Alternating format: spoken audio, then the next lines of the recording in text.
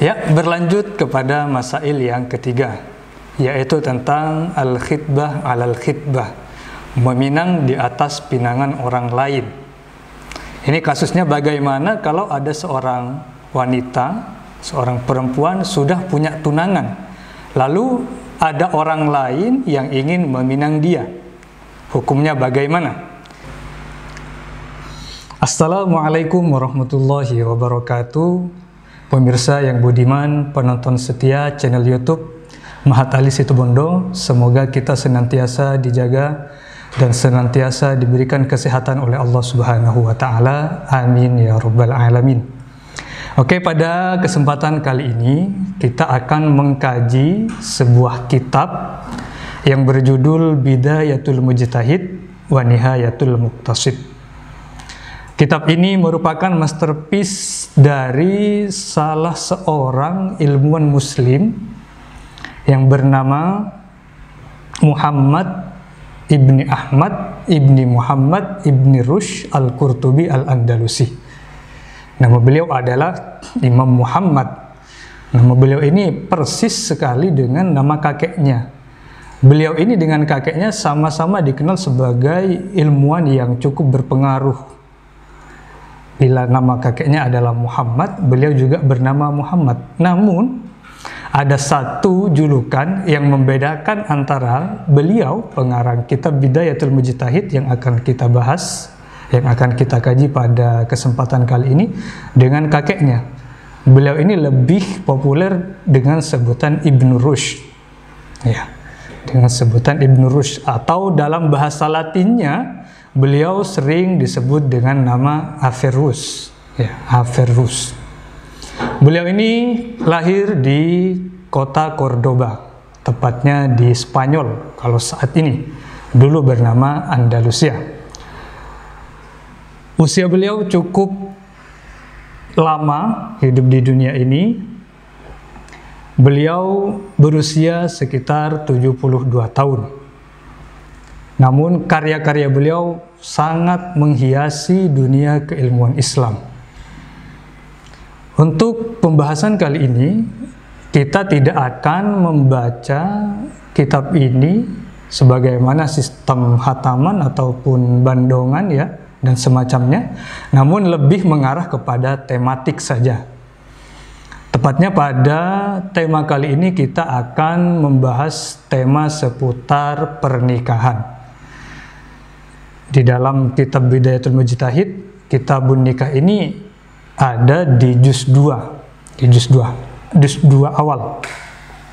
Untuk pertama, tema yang akan kita bahas ada 4 persoalan. Ada 4 persoalan tentang nikah. Yang pertama adalah al-babul awal fi muqaddimatin nikah.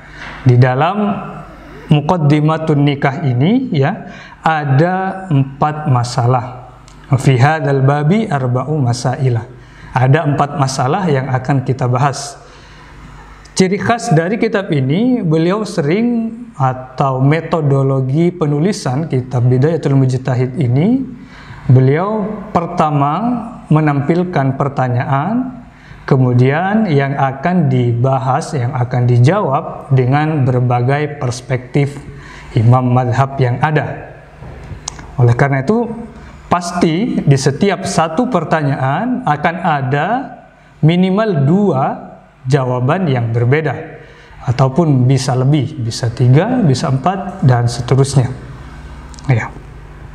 Pada tema pertama yang akan kita bahas adalah fi hukmin nikah, hukum pernikahan.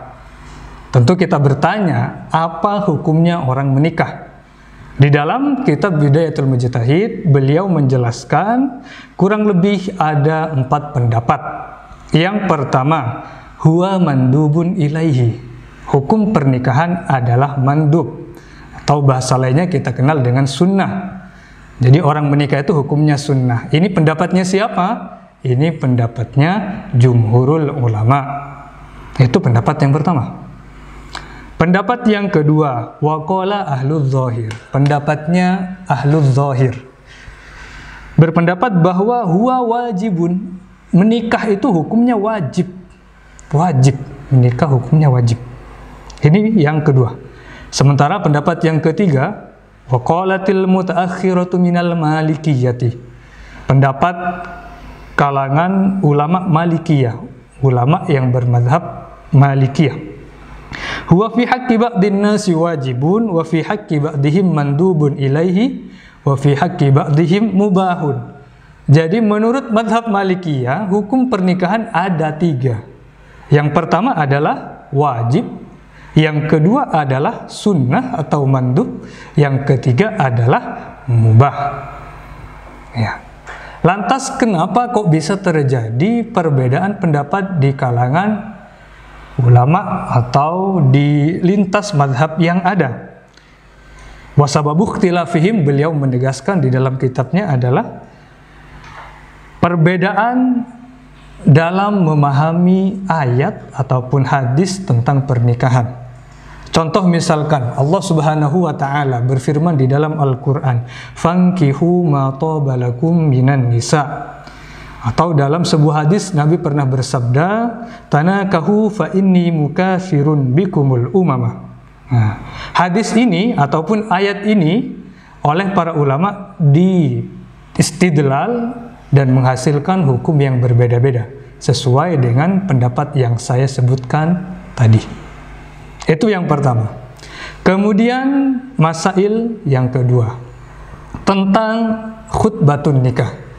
Lumrah kita ketahui bahwa setiap prosesi akad nikah biasanya ada satu acara atau satu prosesi yang diisi dengan khutbatun nikah. Ya. Pertanyaannya, bagaimana hukum khutbah nikah? Di sini beliau menjawab atau menulis di dalam kitabnya, faqalal jumhur innaha laisat wajibatan, bahwa khutbah nikah itu tidaklah wajib. Berarti kalau tidak wajib, ya bisa dilakukan, bisa juga tidak dilakukan. Itu pendapat jumhur. Kemudian pendapat yang kedua, waqala Daud. Nah, lagi-lagi di sini disebutkan Imam Daud. Imam Daud ini yang di persoalan pertama tadi kita kenal sebagai ahlul zahir. Ya. Beliau menyebutkan hiya wajibatun. Ya. Khutbah nikah hukumnya adalah wajib. Sama seperti tadi, hukum menikah. Hukumnya juga wajib. Wasababul khilafnya bagaimana? Kenapa kok bisa melahirkan jawaban yang berbeda? Pertanyaannya adalah, hal yuhmalu fi'luhu sallallahu alaihi wasallam alal wujubi au alan nadbi?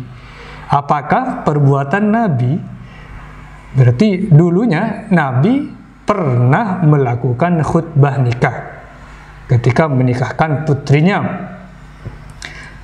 Dari perbuatan Nabi tersebut, ulama beristidlal apakah khutbah nikah yang dilakukan oleh Nabi itu melahirkan perintah yang wajib untuk dilakukan atau hanya sekedar kesunahan saja. Makanya di sini terjadi khilaf di antara ulama. Itu persoalan yang kedua. Ya, berlanjut kepada masail yang ketiga, yaitu tentang al-khitbah alal-khitbah, meminang di atas pinangan orang lain. Ini kasusnya bagaimana kalau ada seorang wanita, seorang perempuan sudah punya tunangan, lalu ada orang lain yang ingin meminang dia. Hukumnya bagaimana? Beliau juga membahas di dalam kitab ini. Fa'ammal khitbatu alal khitbati fa innan nahya fi dzalika tsabitun 'anin nabiyyi alaihi salatu wassalam. Wa ikhtalafu hal yadullu dzalika ala fasadil manhiyyi anhu aw la yadullu. Di sini sekurang-kurangnya ada dua pendapat. Yang pertama, bagaimana hukum meminang pinangan orang lain? Faqala Dawudun. Lagi-lagi di sini pendapatnya Imam Daud. Yafsahu, bahwa pinangan pria yang kedua tadi itu hukumnya adalah fasakh atau tidak jadi. Kemudian yang kedua, pendapat dari waqala Syafi'i wa Abu Hanifah. Pendapatnya Imam Asy-Syafi'i dan Imam Abu Hanifah. Pendapatnya adalah la yafsakhu. Jadi pinangannya itu tidak rusak. Karena tidak rusak berarti jadi, nggak apa-apa. Pihak kedua tadi, laki-laki yang kedua meminang pinangannya atau tunangannya orang lain. Itu masalah khitbah alal khitbah. Kemudian masalah yang terakhir, yaitu an-nadhru ilal mar'ati indal khitbati. Tentunya orang ini tidak mau membeli kucing di dalam karung. Sering kita dengar istilah seperti itu. Kita harusnya sebelum menikahi seorang perempuan harus tahu terlebih dahulu bagaimana perempuan yang akan kita nikahi. Oleh karena itu, ketika proses khitbah, proses melamar atau meminang, ada batasan-batasan yang harus dilakukan oleh calon peminang. Ya, utamanya yang dibahas di sini adalah hukum melihat calon wanita yang akan dipinang. Ya. Wa amman nadhru ilal mar'ati indal khitbati fa ajaza dzalika malikun ilal wajhi wal kaffaini faqat. Ini pendapat yang pertama. Menurut pendapat Imam Malik, bahwa anggota tubuh calon wanita yang akan dinikahi yang boleh dilihat hanya ada dua anggota. Yang pertama adalah anggota wajah, yang kedua adalah telapak tangannya. Ini menurut pendapat Imam Malik. Wa ajaza dzalika ghairuhu ila jami'il badani adas sawataini. Namun menurut pendapat ulama yang lain selain Imam Malik, ada yang berpendapat bahwa anggota tubuh wanita yang akan dilamar, yang akan dipinang, boleh dilihat kecuali dua hal, yaitu sawatain, dua kemaluannya, yaitu kubul dan dubur. Selain itu boleh dilihat. Tentu kalau di Indonesia ini meskipun ingin menerapkan hukum ini sepertinya kurang layak ya, kurang etis. Kalau sampai melihat ya sebagian besar anggota tubuh dari calon wanita yang akan ia nikahi. Sementara ada pendapat yang ketiga. Waman adzalika qaumun alal itlaqi. Jadi ada sebuah kelompok ulama yang berpendapat bahwa orang yang mau nikah meskipun dia sudah mengkhitbah, sudah datang ke rumah calonnya ingin melamar, dia tidak boleh melihat anggota tubuh dari calon wanitanya. Apa saja, apapun, nggak boleh dilihat semuanya secara mutlak. Ini mungkin terlalu ekstrim ya. Kalau kita masukkan ke pepatah yang tadi, ya takut membeli kucing di dalam karung, kita tidak tahu fisiknya seperti apa.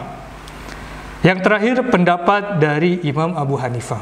Wa ajaza Abu Hanifata an-nadhra ilal qadamaini ma'al wajhi wal kaffaini.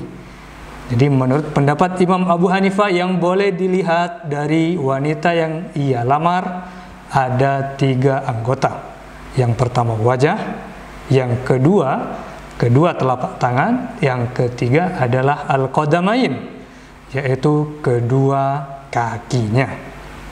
Jadi ada 4 masalah yang kita bahas di episode kali ini. Untuk selanjutnya, tema berikutnya akan kita lanjut di pertemuan yang akan datang.